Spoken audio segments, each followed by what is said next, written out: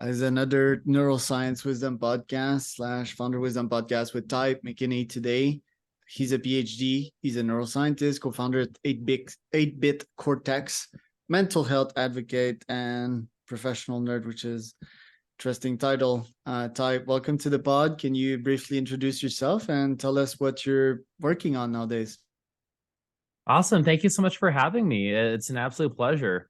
Um, yeah, I guess thinking about my various roles, I'm trained as a neuroscientist originally, but I've now made the leap over to the startup space. I'm really inspired by everything that's happening within the tech sector. And I'm excited to be bringing all my science skills now to various entrepreneurship ventures, including my own startup and another company that I'm working with.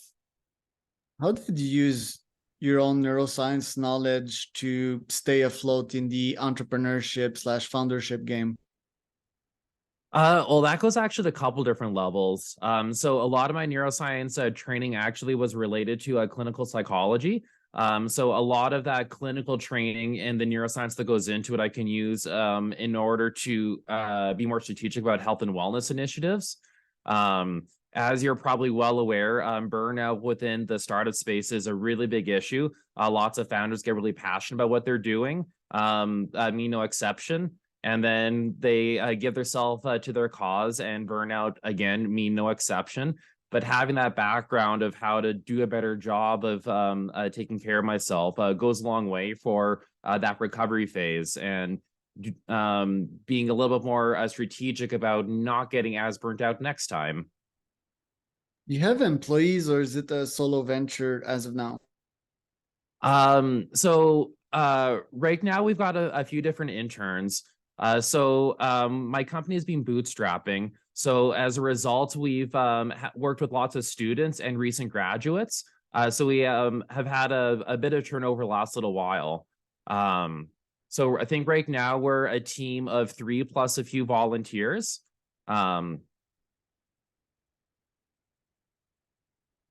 How do you deal with the stress of payrolls? I'm guessing the business is mostly bootstrapped. What do you do when the going gets hard?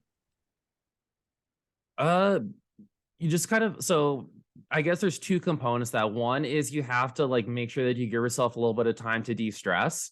That's really critical.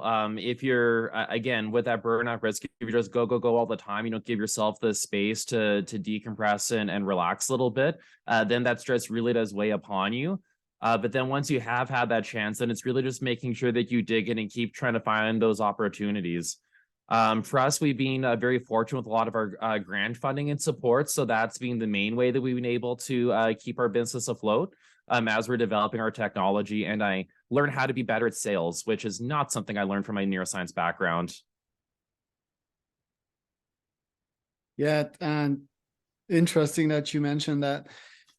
The app in itself, I read that there's a very high cost of employee non-well-being, sort of, if we could mention it that way. What is the app and what is your company doing about this?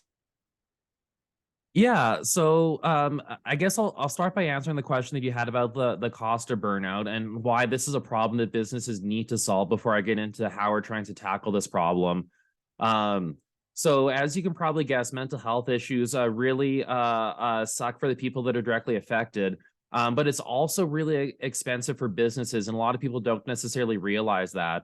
Whether it's absenteeism, so sick days for mental health, presenteeism, showing up to work but not being at full capacity, being at reduced productivity, short and long-term disability, turnover, or higher insurance premiums. These costs all contribute towards what the company has to pay when their workforce is not mentally well. Some data from Canada suggests that this could be on average $15,000 per person per employee, or sorry, per employee per year. And that's not just for the people that are actually burnt out, but averaged across the entire organization. So that's a really big cost for companies to be incurring. So the way that companies usually try to manage this is through engagement surveys to try to get a sense of, how a company's doing, whether or not there's work-life balance within their workplace. But based on the science side of things, we know that surveys have a lot of bias inherent within them. So you're not necessarily getting good data to plan around. So the way that my company is really trying to address that is by taking those surveys, chop them up into little bite-sized pieces, add a gamification strategy in order to make them more engaging, and then add a psychoeducation component. So while we're collecting information about how people are doing, we're also giving them tools and strategy that they can use to do a better job managing their own personal health and wellness, while that data can then be used by the company at a higher level to inform their broader workplace wellness strategies. I think the employee model in itself is broken. I mean, we can try to work on surface level stuff, but I do think that the employee vs entrepreneur slash owner model is not here to stay, especially with AGI coming and all of that. There will really be two species, one which are leaders, and the second one which are humans that are being taken care of, sort of. I was discussing that with my COO this morning, the employee model, right? He's like part-time at PwC, also the COO for my own company. And the goal of most employees is just to spend as few energy as possible and get paid the most. And that does not imply really like being more efficient and so forth. They don't really care about that. They just most race to the bottom. And on the side of the employer, the goal is to juice out the as much as possible from the employee. And I think that's totally broken. You know, I think that is really the cause of burnout, is just people don't do what they love, you know, and they're there for money. And if you're only there for money and your heart is not into it, then you're leading two lives. You know, you're living your real life, and then on the other side you're living a totally disconnected and it's not almost, it's a dishonest life. You know, it's like, I'm showing up to work for money, and in reality I don't give a shit about you and your business. It's just like, I'm here for money. And that's the thing that I think a lot of people do not talk often about. So me, I believe in a future in which there's only entrepreneurs or people that just want to fully enjoy life on universal basic income.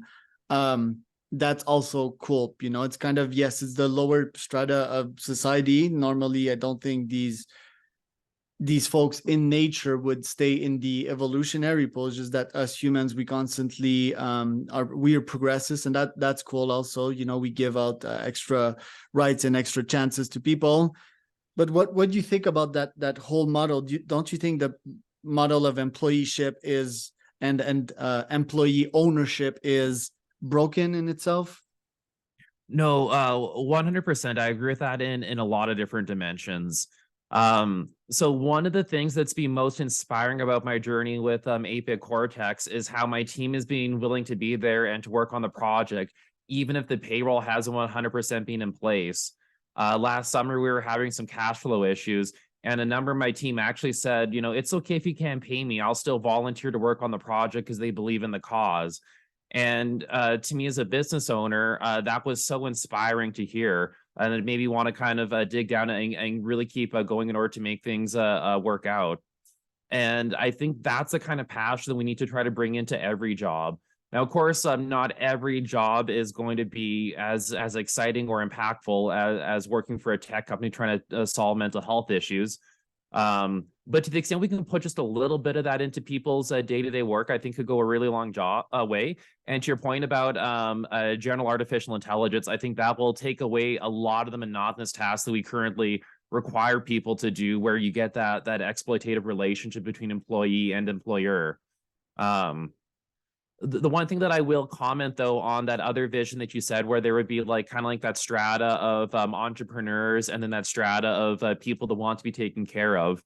I think that will emerge to an extent, but I think if you want to have a full health and wellness, you will need to at least partially transition over into that entrepreneurship class. The literature around clinical psychology and mental health suggests that people really thrive when they're struggling, but it has to be a struggle that they believe in and that they're passionate about. From an evolutionary perspective, that's 100% the case, that we've always had to struggle for our survival, and now that we don't have direct imminent threats to our survival, we are finding new and exciting ways to struggle. And I think having reasons where people can feel like they're good about that struggle and it's contributing towards something is actually a component of wellness. Right. Eustress kind of, which is a very tight rope. Uh, Before yesterday, I read the post about an entrepreneur that decided to quit the game, because finances weren't there. He was having health issues. I think you really need to master the mental game before you get into that and really modify your mindset, because I think that physical ills are mostly caused by useless pieces of stress. It's just broken systems that every time you think that you're not getting money, then that you're not good enough, for example, or that you create these false stories, right? I'll struggle all my life. This is not the vision that I had. I'm a loser. And then next thing you know, you start getting these allergies and your body starts reacting to that real cortisol that you create. Hence, it starts with the mindset and how you think about things, your thinking system, your mental models. I do think that, yeah, like anyone can be an entrepreneur. It's really hard, but you need to be taught these mental models so that you can get to learn to enjoy the pain and enjoy the growth that comes with it, and remove these mental roadblocks. Because I mean, yes, this person might have a better time in the 9 to 5 round, or at least to recover, right, to lick his wounds and just come back in the game stronger. That's also an option. I think, yeah, it's mostly a psychology game. And thinking of talking about that, in Canada, I read that we're probably the fourth country in the world that consumes the most antidepressants. I think Australia is also I think Australia's number one, actually, or was it Finland or Norway? Which is very odd, right? The happiest country in the world, right? Okay, now I understand why they're happy. What do you have to say on that mental epidemic? Why are people going for the low-hanging fruit? Why are they going for the easy way and maybe complain after that once they're stuck, once they're addicted to that thing, and it really disbalances their whole brain and body internal chemicals? What do you have to say about that, and how does it affect work? Yeah, so I think the point that you raised about eustress is really important. And I'm actually really happy to hear that term because it's not thrown around nearly enough, which is the idea of positive stress.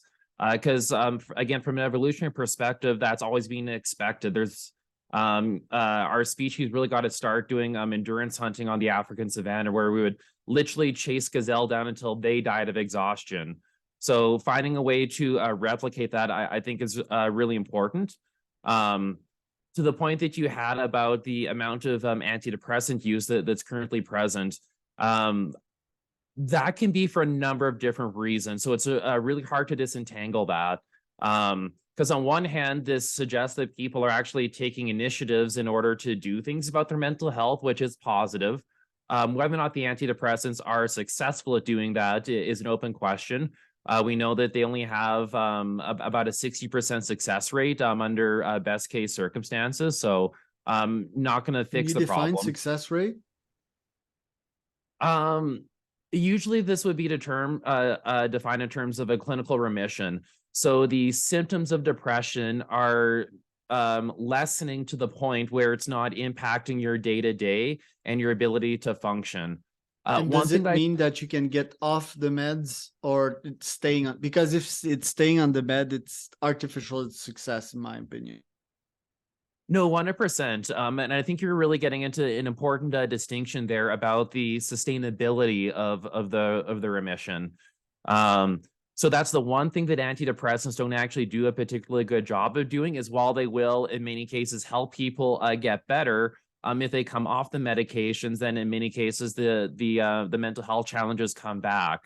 Whereas if you engage in psychotherapy and you do a better job of setting a system up that supports you, so then that way the stress you experience is positive, as opposed to, financial threats and what have you, threats to your health.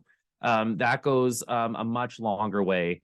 And I've been really excited that there has been a push within the last 5 years to kind of move away from the antidepressant medical model of trying to manage mental health, and more towards looking at more holistic approaches like psychotherapy, like psychedelics, like exercise, diet, and just overall making sure that there's a sense of community to take care of one another. Oh yeah, the community. That I think that's one of the most strong and most underrated one. Well, in my case, right, because I did the psychedelic thing, the biohacking thing, and very happy. Son of a gun on my side. Think I can attribute it like at least 25% to biohacking. Um, but also like all my mental model, that's probably like 60 to 70% how I think, right? It's like I set rules for my brain. I think we can code our own brain, right? We can prompt it and it can respond really positively. And if I'm happy, I'll be very productive as well. Um, communities, we've separated ourselves quite well in the past, let's call it 40 years. I think since Second World War, there's been a time of communities, like these old cars in Californian neighborhoods and yeah, like chilling with the neighbors and so forth. Even in my parents' time, but I think in my parents' time it started to kind of fall apart, like, oh, they're just your neighbors, and sometimes you don't have that much good relationship with them and so forth.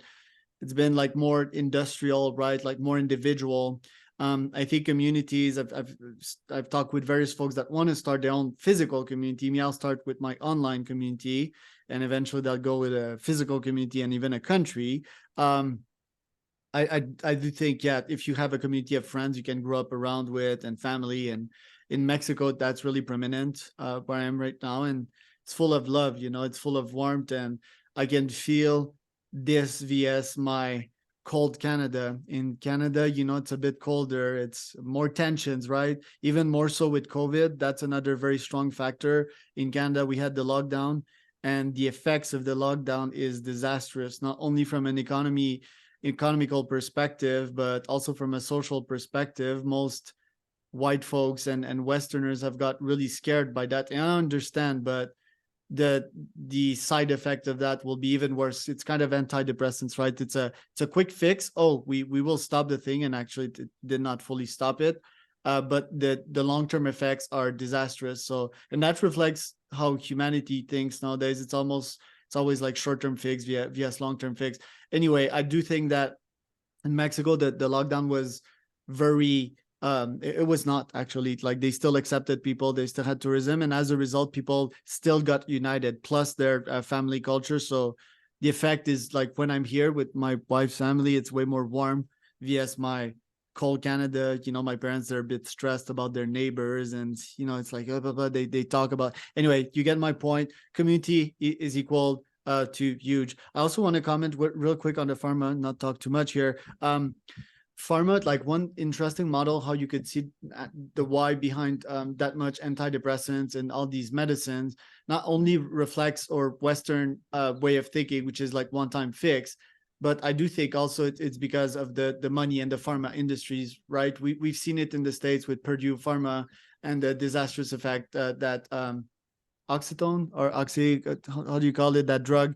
Yeah, oxycodone. Oxycodone, the effect that it had on their populations is disastrous, and that's where capitalism kind of goes off the rail, right? It's the same with companies like Coca-Cola or Nestle constantly pumping sugar in our blood. I think it's crossing a line, and I think people need to react to that. Just that populations, it's like, oh, give us what will please us on the short term, right? So it's kind of democracy at play, at people giving people what they want. So that's where I think, yeah, higher powers need to somewhat intervene and educate people, aka politicians that are busy trying to get elected. So that's my 2 cents on it. So you can either pick up on that, or I have a follow-up question for you. ADHD, which is very much related to what just happened here, which is me going on a tangent and in many directions.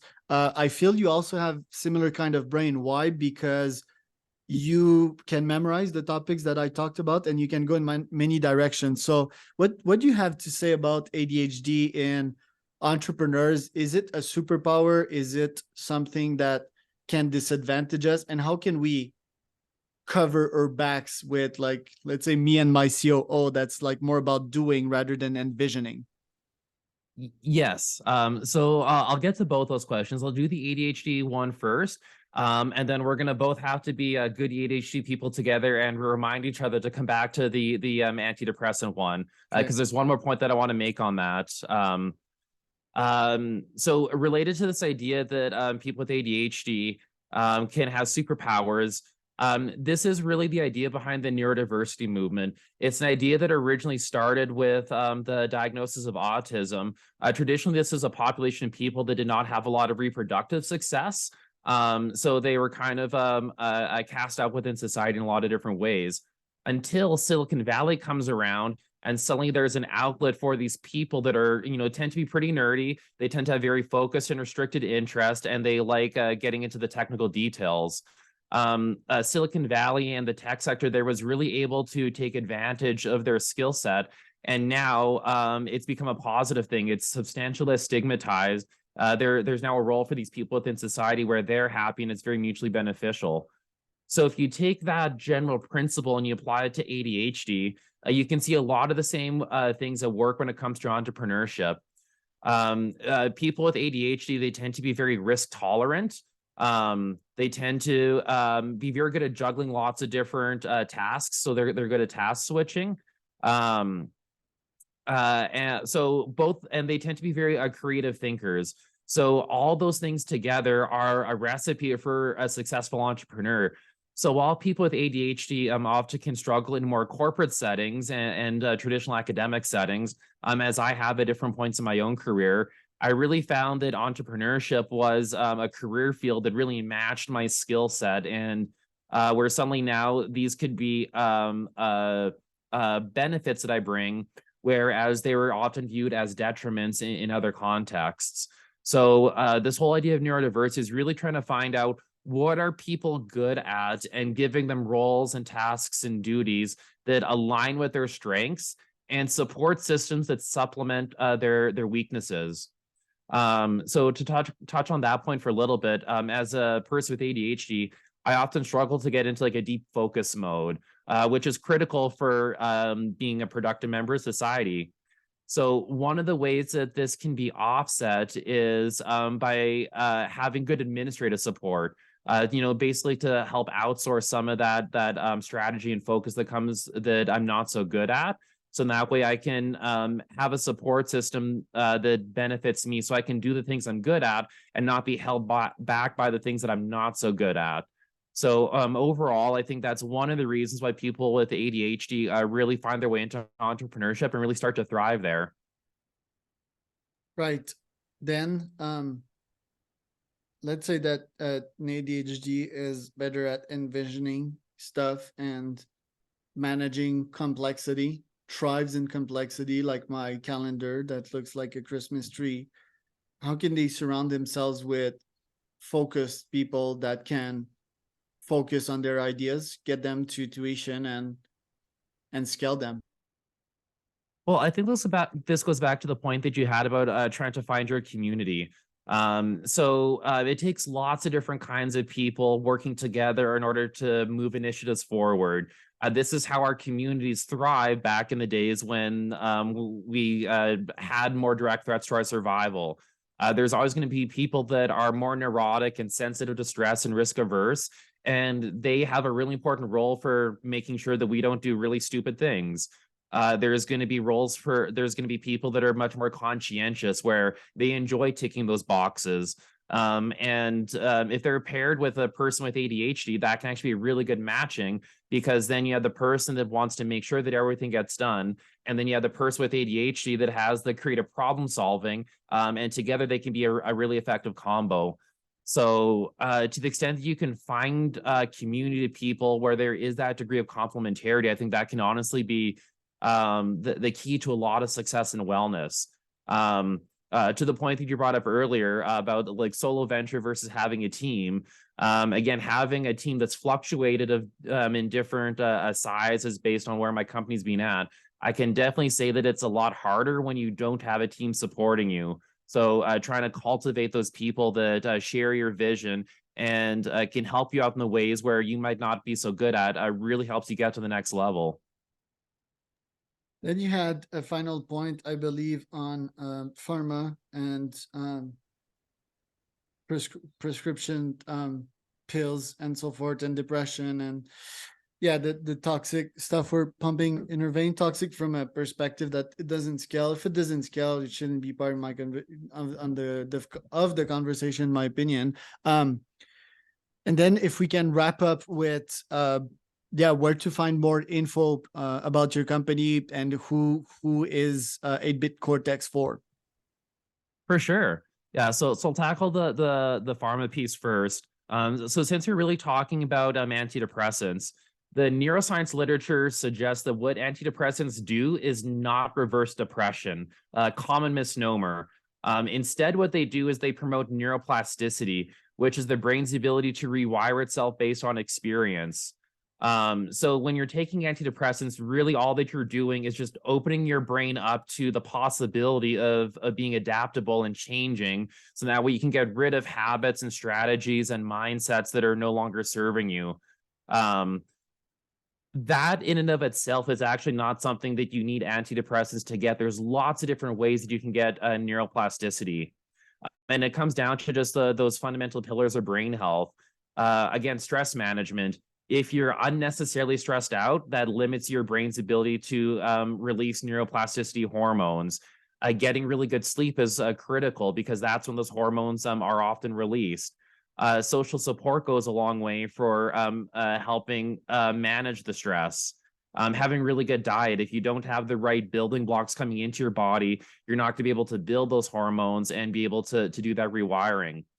The research on psychedelics is coming out really positive that basically they do the same thing as antidepressants in the sense that they promote neuroplasticity, just a lot more of it in a shorter period of time, which means that you can engage in therapy much more rapidly and it can take effect much more quickly. So it's a much more efficient treatment process. So exercise is another one.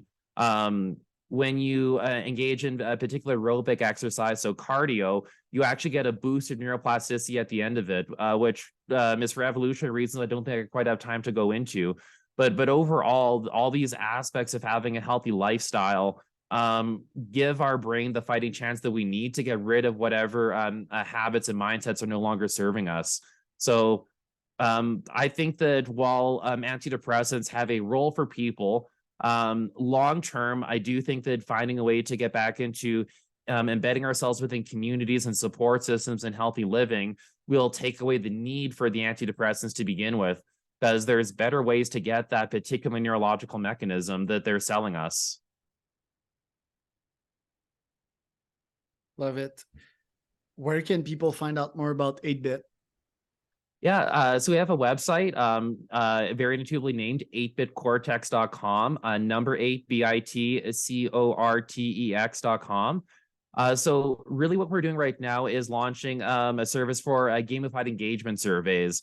Again, if you want to understand how your workplace culture is, whether or not people have work-life balance, we can do that service for you, use our gamified approach in order to collect that data, but also get much more nuanced information about health and wellness, burnout risk, and culture, and how that all fits together. And in the coming months, we're going to be launching a pilot where people that participate in this gamified engagement survey process can also provide us with their historical benefits claims data. And then we're going to be training a machine learning model to use the benefits data in order to forecast burnout risk as a way to help insurance providers for doing a better job of estimating their quotes around mental health risk within organizations. So if people are interested in learning more about that, you can email me at ty@8bitcortex.com. Would be more than happy to have a conversation, see how we might be able to address some of your workplace wellness needs, whether it's retaining workers, whether it's doing a better job of managing the wellness of the people you currently have, or finding out ways to use your existing resources like benefits and employee assistance programs much more strategically. And as we said at the top of the hour, I'm a scientist. A lot of my team member are also neuroscientists. So we really believe in doing this all with data and making sure we have an evidence-based approach.